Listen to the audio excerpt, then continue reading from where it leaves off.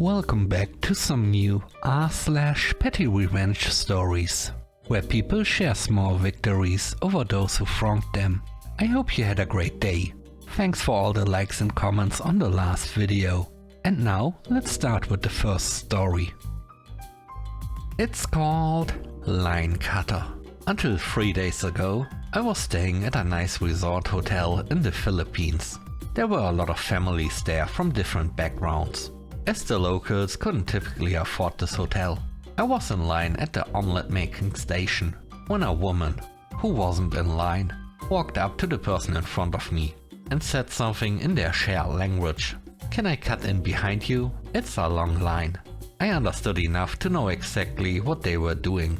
I was a little surprised, because besides me, there were only 4 people behind me and 3 in front. Anyway, she successfully cut in. I thought about saying something, but instead I decided to get a little petty. She got to the front, picked out a small plate of omelette fixings and passed it to the cook. No problem. Then it was my turn. As she was getting her omelette back, she noticed that I had taken some crispy bacon from another station, shredded it and added it to my plate of fixings. I could see the envy already, but I wasn't done. In my politest voice, I asked the omelette chef, "May I have some cheese, please?" Her eyes went wide as she realized she could have had cheese, which wasn't officially listed as an option, but was available if you ask, and bacon on her very basic omelette. To top it off, at least 2 people behind me started ordering the same thing. From what I saw, it might have even caught on. And let me tell you, the omelette was absolutely delicious. Take that, line cutter. The next story is called Every Religion. Years ago, I was working as a cook in an upscale restaurant in Calgary. At the time, my family was still living back east, before they moved west. I had a week off, so I flew home to see my wife and kids. When I came back, I discovered that someone had filled my toolbox, where I kept all my knives and equipment, with gelatin. Not only were my tools suspended in it, but because it had been sitting there for a week, the gelatin had started to rot. I quickly figured out who was responsible, a typical class clown. Instead of confronting him, I decided to take my time and do a little research. Over the next month, I learned everything I could about him.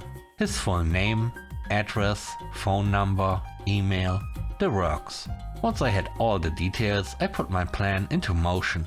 I went online and signed him up for every religious group I could find. And I mean all of them. Major religions, lesser known ones, even some more unconventional groups. About a week later, he started complaining about all the religious mail he was receiving and couldn't figure out why.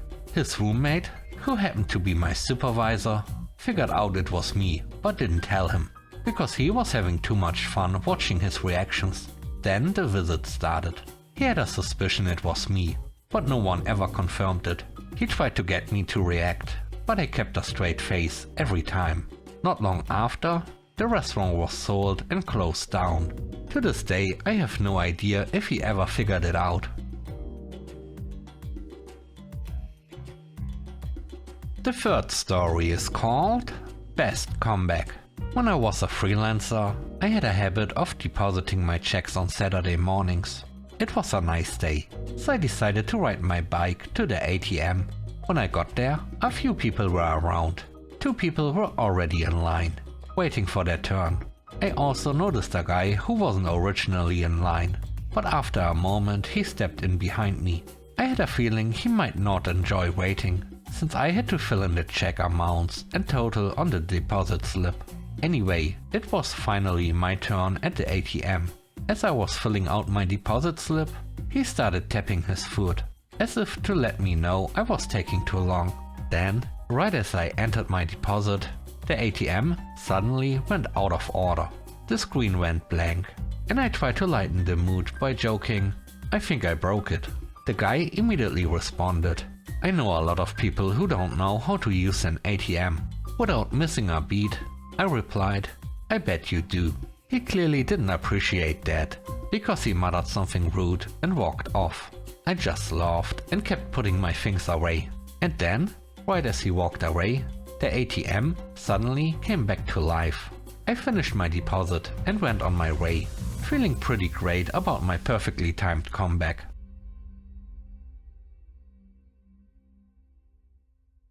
The next story is called Worst Date. Years ago, I went on a date with someone I met on Match.com. We had been messaging back and forth for a few days, and were getting along great. We even had a couple of phone calls, and she seemed laid back, fun, and easy to talk to. After about 5 days of chatting, we arranged to meet in the city for our first face-to-face date. Since we had hit it off so well, we decided to go for a nice dinner instead of the usual coffee date I had been trying with other potential matches. So I booked a table and we met at the restaurant. Early on, I got the feeling that I might not have met her expectations looks-wise. She seemed a little distant at first, but we carried on, and eventually she started to relax. Or so I thought. She was going through the wine pretty quickly throughout the meal. I figured she was just nervous, but as the night went on, she got a little more than tipsy. After the main course, she excused herself to the restroom. Less than a minute later, I got a text from her while she was still in the bathroom. This date is awful. He's unbelievably unattractive, and I'm not having fun.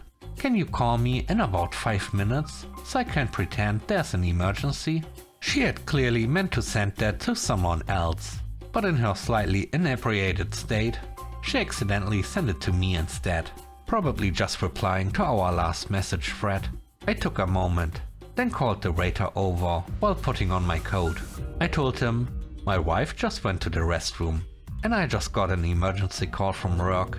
She has the credit card, so she'll take care of the bill. Then I walked out and never looked back. Blocked her number too.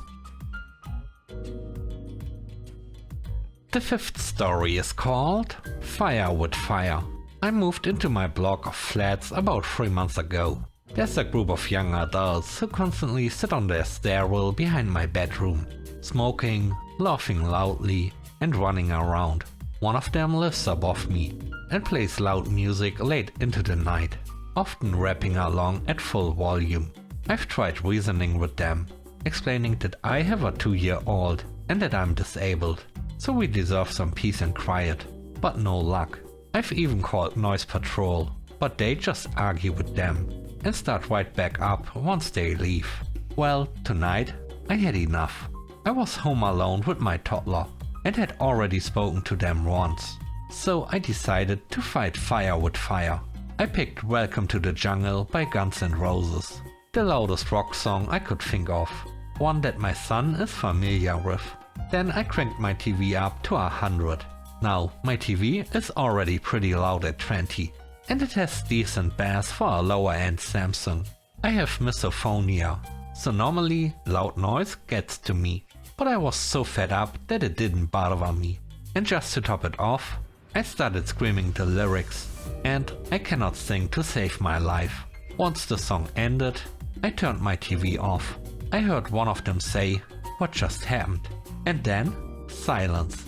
They turned their music off and haven't made a sound since. I told my husband that if this starts up again, I'll break out the sound system and play Baby Shark on repeat.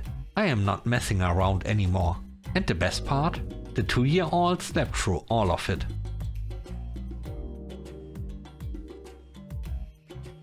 The last story is called Pawn Shop. My friend is not exactly tech savvy. When I asked him to email me a link to something, he gets frustrated because he doesn't know how to copy and paste a URL. Instead, he types out every single character of the link manually in the email. He bought a nice laptop from a pawn shop where he used to work. He once told me that when someone wants to pawn a computer, they have to turn it on and log in with their username to prove it's theirs. Whenever he's short on cash, off he goes to the pawn shop. In fact, he had been there so often that he eventually got a job there. Now, on all his past computers, he had managed to pick up some questionable software from visiting certain websites. So he asked me if I could wipe the hard drive and install a firewall, antivirus, keylogger detector, anti-malware, and other security programs to keep it safe. I made that laptop practically invincible. It took some time to get everything just right. I even created a full system backup, cleaned the drive, and ran some benchmark tests. The day I was supposed to return it to him, he mentioned that he was a little tight on money, and knowing him, I had a pretty strong feeling that he was going to pawn the laptop. I had just spent hours setting up, so before giving it back, I decided to have a little fun. I changed the login avatar and the desktop wallpaper to something, let's just say, attention-grabbing. When I brought the laptop over, he casually suggested we grab a cheap lunch. He drove and suddenly placed the laptop in the back seat without even turning it on. Not surprisingly, our first stop was the pawn shop. He asked me to wait in the car while he went inside, and from my seat I could see the intake counter. He placed the laptop on the counter, and the worker asked him to turn it on and log in. The moment the screen lit up, his face dropped. Let's just say the avatar was not safe for work. The desktop wallpaper was in the same style, and there was an empty folder labeled "Totally Normal Files" sitting right there on the screen. He glanced out at the car and shot me the most intense glare, but I just smiled, gave him a thumbs up, and tried not to burst out laughing. His former co-workers were smirking, and he looked beyond embarrassed. He never asked me to work on his computers again. Thanks for watching the video to the end. I hope you enjoyed it. If you did, please don't forget to leave a like, comment and subscribe. And if you have time, watch another one of my videos. Also, if you want to support me further, check out the channel membership or Patreon. And now, I hope you have a great day. See you soon. Bye bye.